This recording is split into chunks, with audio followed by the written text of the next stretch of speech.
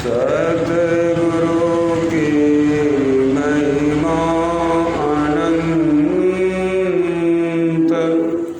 अनंत किया उपकार, नेतर अनंत उघारिया, अनंत दिखावनहार, नेतर अनंत उघारिया, अनंत दिखावनहार।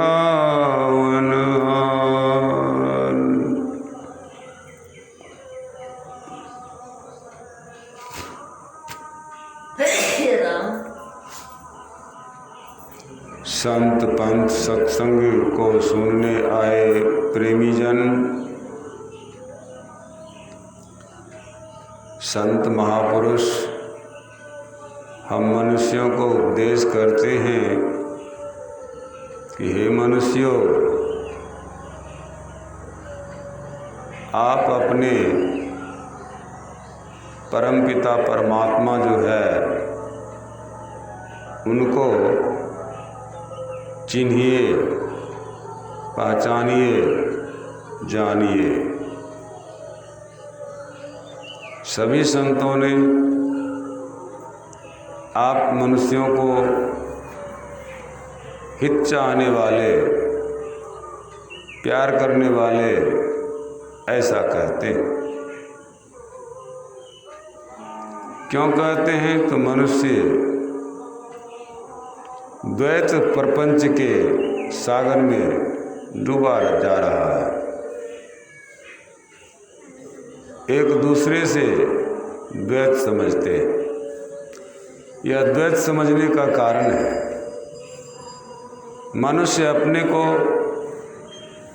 शरीर समझता है, शरीर जानता है, शरीर को मानता है, शरीर में रहता है और शरीर से संबंध रखने वाले जितने भी मनुष्य हैं उन्हें क्या क्या होता है। तो गोस्वामी जी लिखते हैं, शोक, मोह, भय, हर्ष, दिवस, निशी, देश, काल, ये सारा ज्ञान उसको होता है। सबसे पहले क्या होता है? शोक होता है। संबंध के लोगों की विलग होना, अलग होना, संबंध टूट जाना व एक दूसरे को मर जाना, ऐसा जानने पर शोक होता है। यदि किसी के कोई संबंधित लोग मर जाते हैं तो उन्हें शोक होता है। शोक होता क्यों है? उन संबंधियों से उनको मोह है। मोह होने के कारण उनके निधन पर उनको शोक होता है। और ऐसा होता क्यों है? तो वह भय के कारण होता है। भय क्या है? भय भी कई तरह का है, लेकिन हमारे पूज्य गुरुदेव बाबा साहब कहा करते थे, डर करनी डर परम गुरु, डर पारस डर सार, डरत रहे सो उबरे गाफिल खावे मार। कोई आदमी कुछ करता है, क्यों करता है? तो डर से करता है।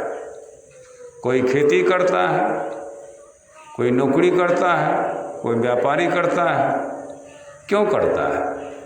इसलिए कि यदि ऐसा नहीं करेंगे तो भूखे मरेंगे, तमाम तरह का दुख होगा। इसलिए वे खेती करते हैं, व्यापारी करते हैं। अपना जीने का साधन जुटाते हैं, ऐसा करते हैं या डर से करते हैं। बच्चे जो पढ़ते हैं वह भी डर से पढ़ते हैं, नौकरी जो करते हैं कोई डर से करते हैं। यह डर होता है, भय होता है, भय लगता है। और भय होता क्यों है? खुशी से। इसलिए खुशी में कुछ ऐसे भी काम हो जाते हैं जो दुख में परिणत हो जाता है। भगवान बुद्ध ने कहा, ऐ भिक्षु ध्यान धर।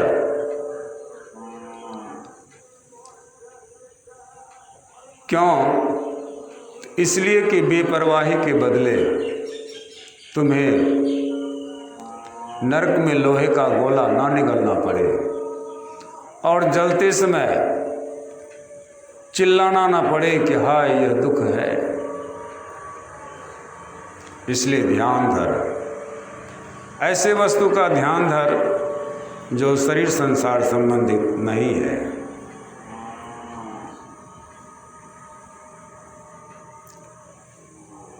यदि ऐसा नहीं करते हैं तो दुख होता है, और यदि ऐसा करते हैं तो अपने आप में खुश रहते हैं।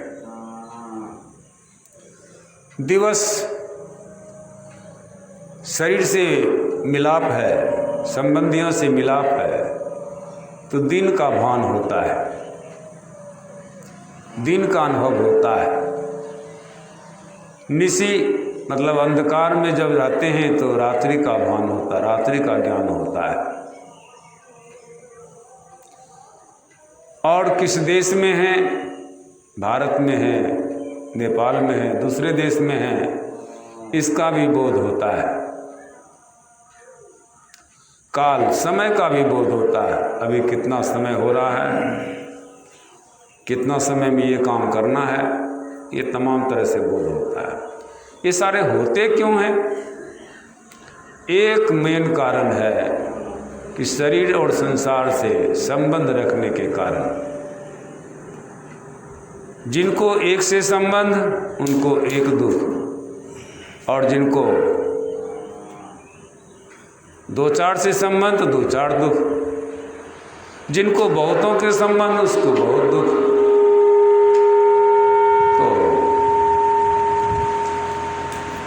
पूज्य गुरुदेव कहा करते थे,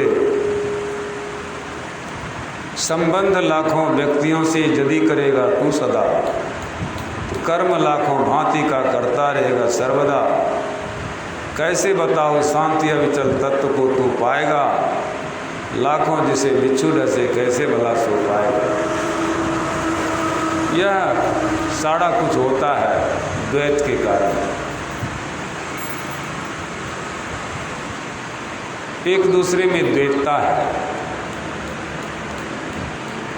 जैसे शरीर से संबंध रखने के कारण हमने द्वैत को समझा, और शरीर से जब हम अलग होते हैं तब ये सभी ज्ञान शून्य हो जाता है।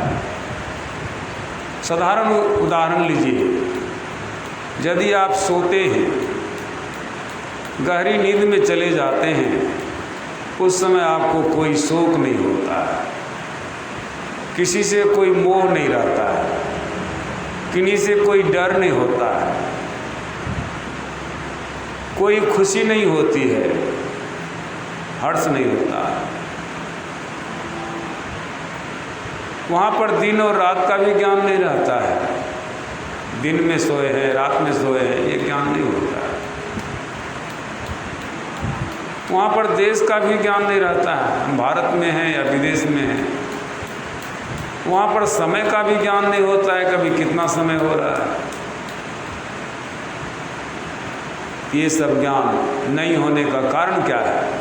कारण यही है कि हम शरीर इंद्रियों के घाटों से छूट करते हैं, अलग है, निश्चेष्ट अवस्था में। वही जब हम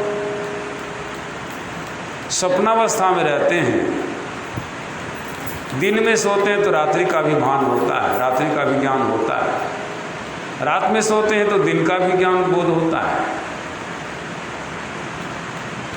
यह होता है स्वप्नावस्था में। और वह ज्ञान जो है सो व्यर्थ का है, झूठा है। और जब जगे रहते हैं तब जो यह ज्ञान होता है यह कुछ आधा सत्य है और आधा असत्य है। क्यों? तो जड़ के संग रह कर के जो ज्ञान करते हैं तो यह आधा असत्य है। क्यों? तो जड़ असत्य है। और यह ज्ञान करता कौन है? तो वह चेतन करता है। चेतन कैसे करता है? तो शरीर के जड़ के संग रहने के कारण करता है। लेकिन महापुरुष कन कहते हैं, संतों ने कहा है, इन दोनों अवस्थाओं से ऊपर उठ जाओ, जिसको गोस्वामी जी लिखते हैं, तीन अवस्था तजहु भजहु भगवंत। ये तीन अवस्था में अज्ञानता की बात होती है। वह तीन अवस्था क्या है? जागृत, स्वप्न, सुषुप्ति। और इसके अलावे एक चौथी अवस्था है जिसको तुरिया की अवस्था कहते हैं। जागृत में दोनों आँख के मध्य रहते हैं, पिंड के बीच, पिंड ब्रह्मांड के मध्य रहते हैं।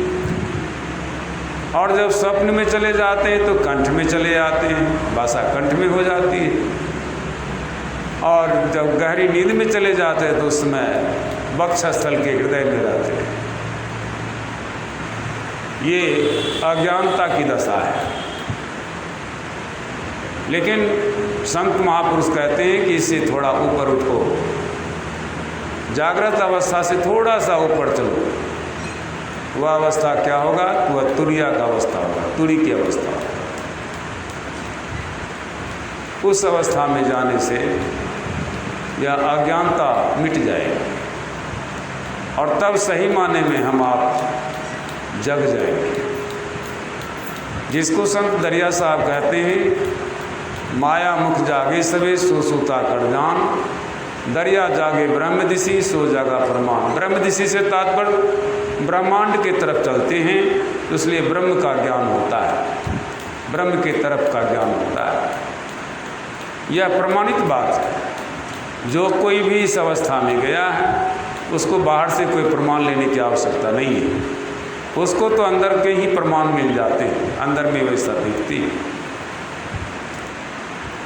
तो इस द्वैत प्रपंच के सागर में सभी मनुष्य बुड़ा जा रहा है, बहे जा रहा है। और यही कारण है कि भारी से भारी दुख को वह सहता है। सहने के योग्य नहीं है फिर भी सहता है। तन मन इंद्रिय संग अजाना। तन के संग है, मन के संग है, इंद्रियों के संग में है, इसलिए अनजान है। वो ब्रह्म के ज्ञान से अनजान है। और इससे होता क्या है? हमारी अस्तित्व मिटता जा रहा है। अस्तित्व के ज्ञान से हम दूर होते चले जा रहे हैं, खुआरी या हमारी अधोगति को चले जाते हैं। लेकिन इन सभी से ऊपर उठने के लिए कहते हैं कि गुरुगम से सुषुमन में बैठकर गुरु से युक्ति सीख करके